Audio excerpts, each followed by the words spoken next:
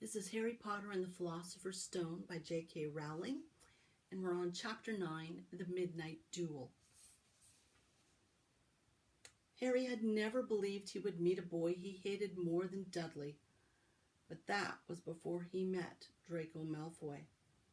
Still, first-year Gryffindors only had potions with the Slytherins, so they didn't have to put up with Malfoy much, or at least they didn't until they spotted a notice pinned up in the Gryffindor common room, which made them all groan. Flying lessons would be starting on Thursday, and Gryffindor and Slytherin would be learning together. "Typical," said Harry darkly. "Just what I always wanted, to make a fool of myself on a broomstick in front of Malfoy." He had been looking forward to learning to fly more than anything else. "You don't know you'll make a fool of yourself," said Ron reasonably. "Anyway, I know Malfoy's always going on about how good he is at Quidditch, but I bet that's all talk." Malfoy certainly did talk about flying a lot. He complained loudly about first years never getting on the house Quidditch teams, and told long, boastful stories, which always seemed to end with him narrowly escaping muggles and helicopters. He wasn't the only one, though. The way Seamus Finnegan told it, he'd spent most of his childhood zooming around the countryside on his broomstick. Even Ron would tell anyone who'd listen about the time he'd almost hit a hang glider on Charlie's old broom. Everyone from wizarding families talked about Quidditch constantly. Ron had already had a big argument with Dean Thomas, who shared the dormitory, about football. Ron couldn't see what was exciting about a game with only one ball, where no one was allowed to fly. Harry had caught Ron prodding Dean's poster of West Ham football team, trying to make the players move. Neville had never been on a broomstick in his life because his grandmother had never let him near one. Privately, Harry felt she'd had good reason, because Neville managed to have an extraordinary number of accidents, even with both feet on the ground. Hermione Granger was almost as nervous about flying as Neville was. This was something you couldn't learn by heart out of a book, not that she hadn't tried. At breakfast on Thursday, she bored them all stupid with flying tips she'd got out of a library book called Quidditch Through the Ages. Neville was hanging on to her every word, desperate for anything that might help him hang on to his broomstick later. But everybody else was very pleased when Hermione's lecture was interrupted by the arrival of the post. Harry hadn't had a single letter since Hagrid's note, something that Malfoy had been quick to notice, of course.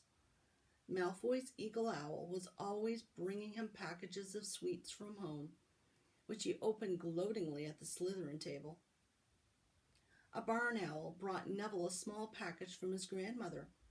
He opened it excitedly and showed them a glass ball the size of a large marble, which seemed to be full of white smoke.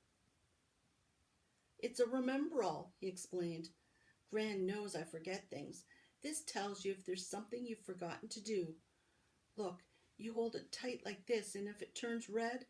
Oh, his face fell, because the Remembrall had suddenly glowed scarlet. "You've forgotten something." Neville was trying to remember what he'd forgotten when Draco Malfoy, who was passing the Gryffindor table, snatched the Remembrall out of his hand. Harry and Ron jumped to their feet. They were half hoping for a reason to fight Malfoy, but Professor McGonagall, who could spot trouble quicker than any teacher in the school, was there in a flash. "What's going on?" "Malfoy's got my Remembrall, Professor." Scowling, Malfoy quickly dropped the Remembrall back on the table. "Just looking," he said, and he slipped away with Crabbe and Goyle behind him. At 3:30 that afternoon, Harry, Ron, and the other Gryffindors hurried down the front steps into the grounds for their first flying lesson. It was a clear, breezy day, and the grass rippled under their feet as they marched down the sloping lawns towards a smooth lawn on the opposite side of the grounds to the Forbidden Forest, whose trees were swaying darkly in the distance.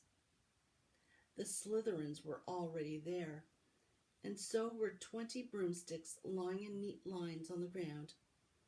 Harry had heard Fred and George Weasley complain about the school brooms, saying that some of them started to vibrate if you flew too high, or always flew slightly to the left. Their teacher, Madame Hooch, arrived. She had short gray hair and yellow eyes like a hawk. "Well, what are you all waiting for?" she barked. "Everyone stand by a broomstick. Come on, hurry up." Harry glanced down at his broom. It was old and some of the twigs stuck out at odd angles. "Stick out your right hand over your broom," called Madame Hooch up the front, "and say, 'Up!'" "Up!" everyone shouted. Harry's broom jumped into his hand at once, but it was one of the few that did. Hermione Granger's had simply rolled over on the ground, and Neville's hadn't moved at all. Perhaps brooms, like horses, could tell when you were afraid, thought Harry. There was a quaver in Neville's voice that said only too clear that he wanted to keep his feet on the ground. Madame Hooch then showed them how to mount their brooms without sliding off the end, and walked up and down the rows correcting their grips. Harry and Ron were delighted when she told Malfoy he'd been doing it wrong for years. "Now, when I blow my whistle, you kick off from the ground hard," said Madame Hooch. "Keep your broom steady, rise a few feet, and then come straight back down by leaning forward slightly. On my whistle, 3, 2, but Neville, nervous and jumpy and frightened of being left on the ground, pushed off hard before the whistle had touched Madame Hooch's lips. "Come back, boy," she shouted. But Neville was rising straight up like a cork shot out of a bottle. 12 feet, 20 feet. Harry saw his scared white face look down at the ground, falling away, saw him gasp, slip sideways off the broom end. Wham! A thud and a nasty crack, and Neville lay face down on the grass in a heap. His broomstick was still rising higher and higher, and started to drift lazily towards the forbidden forest and out of sight. Madame Hooch was bending over Neville, her face as white as his. "Broken wrist," Harry heard her mutter. "Come on, boy, it's all right. Up you get." She turned to the rest of the class. "None of you is to move while I take this boy to the hospital wing. You leave those brooms where they are, or you'll be out of Hogwarts before you can say Quidditch. Come on, dear." Neville, his face tear-streaked, clutching his wrist, hobbled off with Madame Hooch, who had her arm around him. No sooner were they out of earshot than Malfoy burst into laughter. "Did you see his face, that great lump?" The other Slytherins joined in. "Shut up, Malfoy," snapped Parvati Paddle. "Ooh, sticking up for Longbottom," said Pansy Parkinson, a hard-faced Slytherin girl. "Never thought you'd like fat little crybabies, Parvati." "Look," said Malfoy, darting forward and snatching something out of the grass. "It's that stupid thing Longbottom's Gran sent him.